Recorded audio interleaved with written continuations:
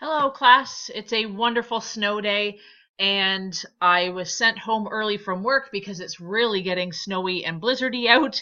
So I'm trying to do this recording from home. I guarantee you're going to hear probably a barking dog and a couple of kids running around.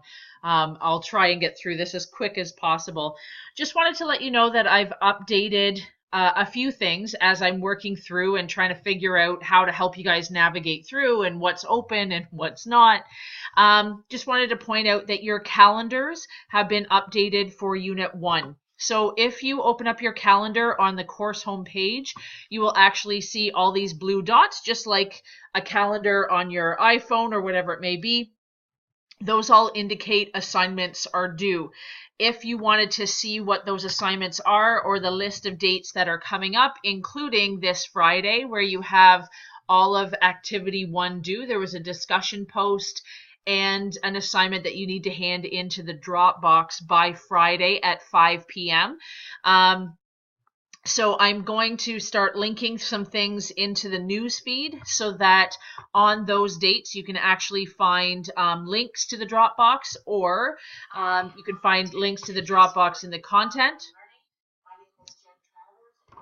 And you can also just go to the Dropbox or the discussion posts to be able to hand those in. So there's a number of different ways to hand it in, and you should be able to find the location of those. But if you ever need help knowing where or how to put them in, please let me know.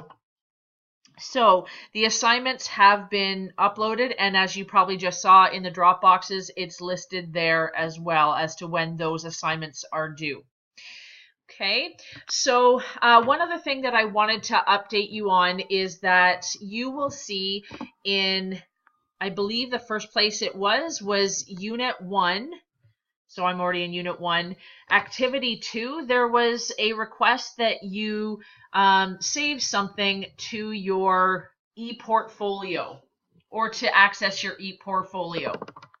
And here's where I'm going to say we're going to forget all about the ePortfolio. We're just going to abandon that function. Many of you were saying that you weren't sure if it was saving there, and then after it's saved, you weren't sure. See, there it says right there, save to your ePortfolio, that you weren't quite sure where that was actually going to be. And I wanted to show you something. So what I did last year is they did like a notebook, so an electronic notebook where they were making notes on the content, they were doing the activities, they were writing out their discussion posts before actually posting them, and any planning notes that they were doing for their assignments. So I wanted to point out that it actually is an assessed piece. So I've got a Dropbox here for a journal notebook. Instead of doing e-portfolios, it is located right there and it's due at the end of the unit. So what I wanted to go through is what is a journal notebook. And so again, it's a recording of the content, any of your discussion posts, you can start there or record them so that you know where they were posted or what you had to say. You can add your own notes. You can do a number of different things, including planning for your assessed pieces.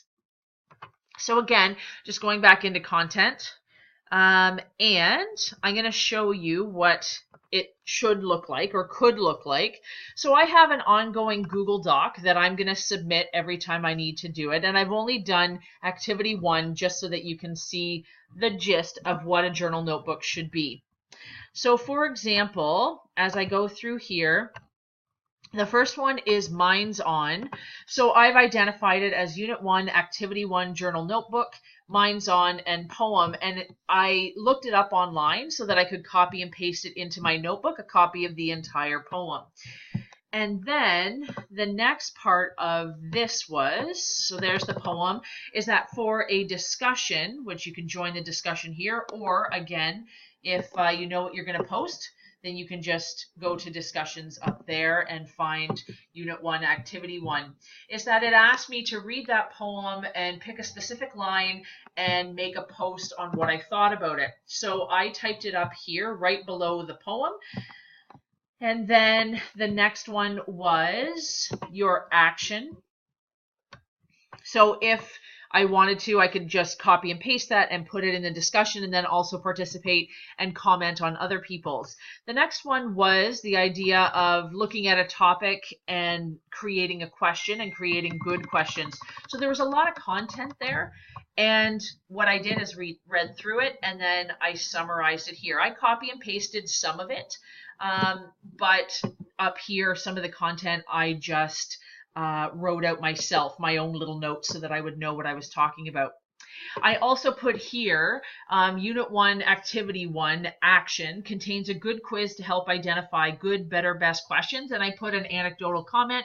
Can use this as a reference for assignments when a question is needed. So if I have an assignment later on where they're asking me to create a question, that I can go back through my notes and say, there was an activity somewhere, there it was, I'm going to go back to that and maybe go through the activity again and reference what information. I could have also made notes here, but I thought that was good enough for me.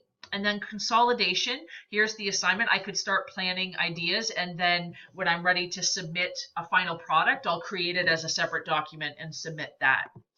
So at the end of this, then what I would want to do is go to Unit 1, Activity. It really wants to caps lock it there. Okay, Activity 2. I'm having trouble typing. And then when I'm ready to go to Activity 2, then I can start making notes on those as well. So I am going to post my example of the journal notebook. I'm going to post this video just as a review, but the whole point is forget about ePortfolio, and what I want you to do is create an ongoing document where you can add your notes and all of those things, and it is an assessed piece. I want to see what notes you're making, what connections you're making, and it's my way of sort of seeing that you're making notes and keeping a generalized idea as to what's going on in the class. If you have any questions, don't hesitate to email me.